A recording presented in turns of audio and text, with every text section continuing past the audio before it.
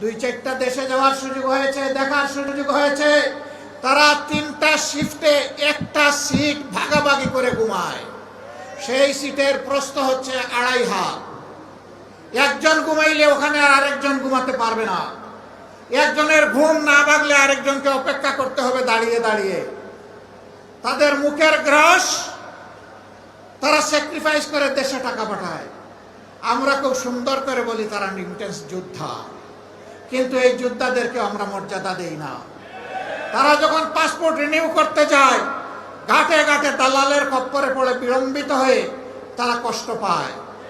বছরের পর বছর যায়, সেখানে মিশন আছে, হাই কমিশন আছে, সেখানে আমাদের এমবাসি আছে, বড় বড় কর্মকর্তা কর্মচারীরা আছেন, কিন্তু আমাদের এই ভাই বোনদেরকে সেখানে ভোগান্তি পোহাতে হয়। তারা কেউ যখন চাকরি হারায়, যদি সঙ্গত কারণে হারায় বলার কিছু নেই, কিন্তু অনেকে অসঙ্গতভাবেও হারায়। তাদের পাশে দাঁড়ানোর কাউকে খুঁজে পাওয়া যায় না।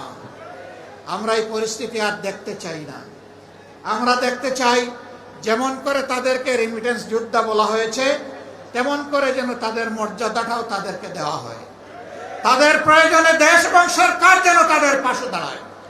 যদি ওই সমস্ত এমবাসি এই কাজ না করতে পারে, ওখানে এমবাসি থাকারই কোনো প্রয়োজন নেই।